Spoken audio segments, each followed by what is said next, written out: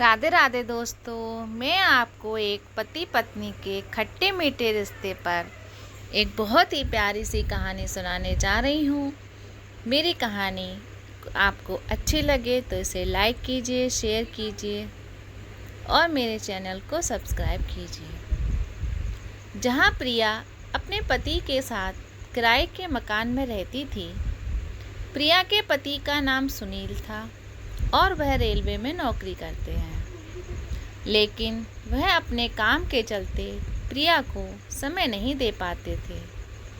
इसलिए उन्होंने तय किया कि वह अपने माता पिता को गांव से बुला लें ताकि प्रिया को अकेलापन नहीं लगेगा।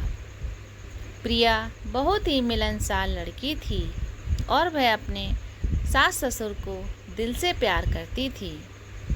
इसलिए अपने पति के फैसले पर भी वह रजामंद हो गई और कुछ ही दिनों में सुनील के मम्मी पापा इनके साथ रहने आ जाते हैं। प्रिया को कुछ दिनों तो अच्छा लगता है, लेकिन फिर वही अकेलापन महसूस होने लगता है।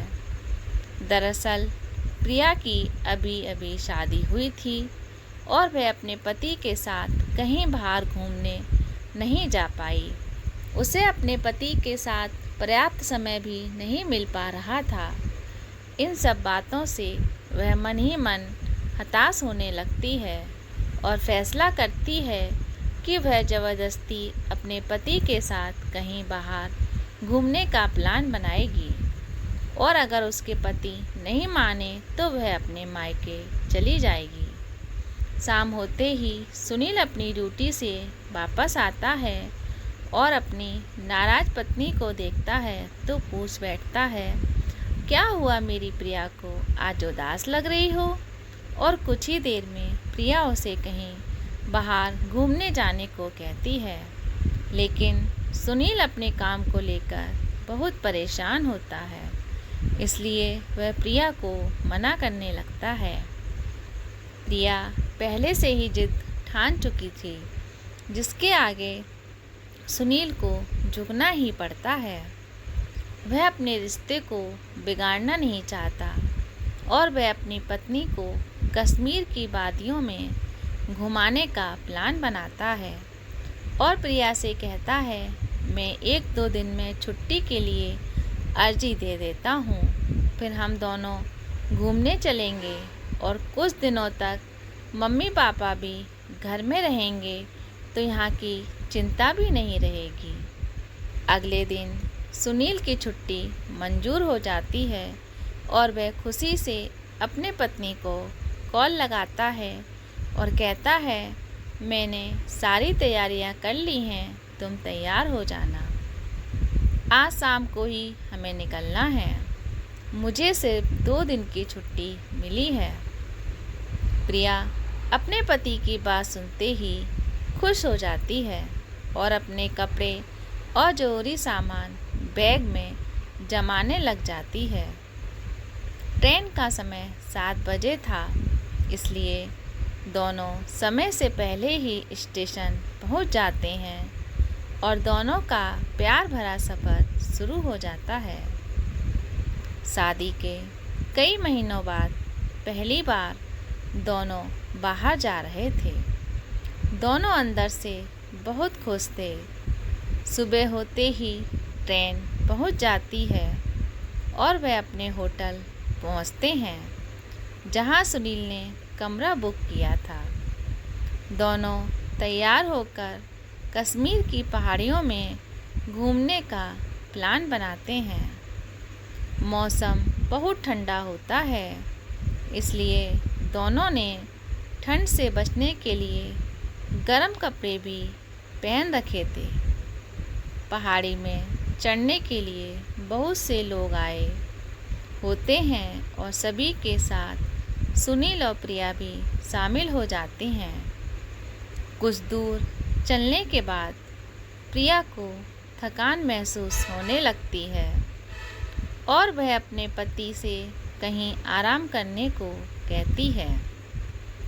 सुनील भीड़ से हटकर एक पेड़ के नीचे अपनी पत्नी के साथ बैठ जाता है कुछ देर बाद दोनों फिर से अपना सफ़र प्रारंभ करते हैं, लेकिन प्रिया और आगे नहीं जाना चाहती है और वह सुनील से कहती है, मुझे ऊपर नहीं जाना है। लेकिन सुनील अपनी पत्नी को पहाड़ी के ऊपर का नज़ारा दिखाना चाहता था। उसे पता था वहाँ जाकर दोनों को बहुत अच्छा लगेगा, इसलिए वह अपनी पत्नी के लिए एक घोड़े वाले से अपनी पत्नी को ऊपर ले जाने की बात करता है और घोड़े वाला प्रिया को ऊपर ले जाने के लिए तैयार हो जाता है। प्रिया पहली बार घोड़े पर बैठी थी, उसे डर लग रहा होता है, लेकिन सुनील के कहने पर वह घोड़े के ऊपर जाने को तैयार हो जाती है। कुछ ही देर में प्रिया के घोड़े की रफ्तार की वजह से वह काफ़ी आगे निकल जाती है और सुनील धीरे धीरे पीछे चलता रहता है। कुछ घंटों के बाद सुनील पहाड़ी के ऊपर पहुंचता है, लेकिन वहां प्रिया दिखाई नहीं देती। तभी सुनील अपना मोबाइल निकालकर प्रिया को फ़ोन करना चाहता है, लेकिन मोबाइल में नेटवर्क ना होने की वजह से कॉल नहीं लग पा रहा था। काफ़ी देर तक ढूंढने के बाद भी जब प्रिया का कुछ पता नहीं चलता, सुनील वहीं पहाड़ी के ऊपर बने हुए पूछताछ केंद्र में शिकायत दर्ज करवाता है। पूछताछ केंद्र के अधिकारी उस घोड़े वाले का पता करते हैं जो प्रिया को लेकर ऊपर गया था।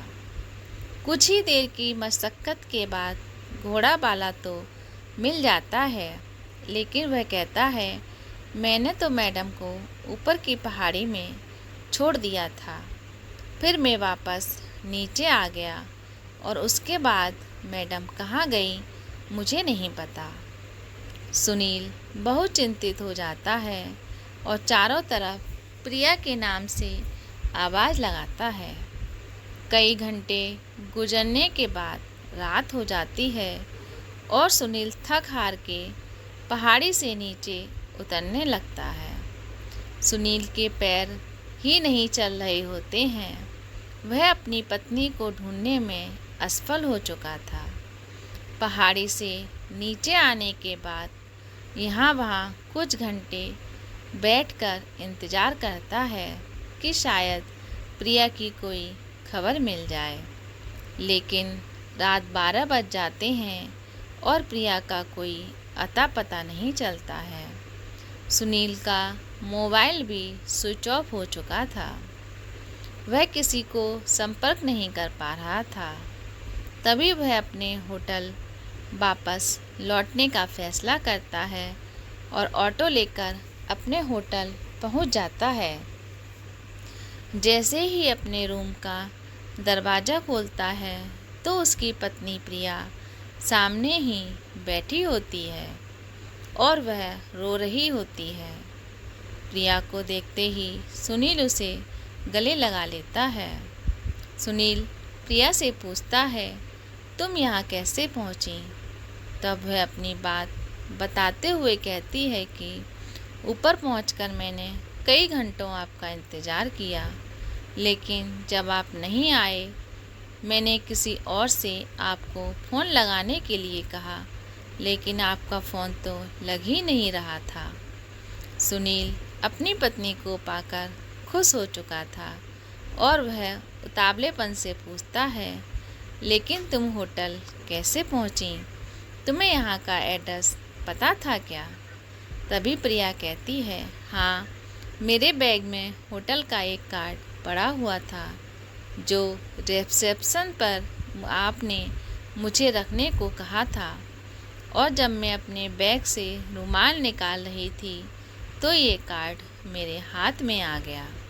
सुनील और प्रिया एक दूसरे से मिलकर खुश होते हैं। उन्हें देखकर ऐसा लगता है जैसे कई बरसों के बाद बिछड़े हुए दो प्रेमी मिले हों। होटल के सभी लोगों को दोनों के गुम होने की कहानी पहले से ही पता होती है, इसलिए सभी दोनों से मिलने पर बहुत खुश होते हैं और उनकी खुशी को बढ़ाने के लिए होटल का मैनेजर उनके ट्रिप को फ्री कर देता है और वह अगली बार आने के लिए स्पेशल ऑफ़र देता है और दोनों अपने घर वापस लौट आते हैं और कश्मीर में हुई घटना के बारे में सोचकर बहुत हंसते हैं और अपने घर को लौट आते हैं। दोस्तों, मेरी ये कहानी आपको कैसी लगी? इस कहानी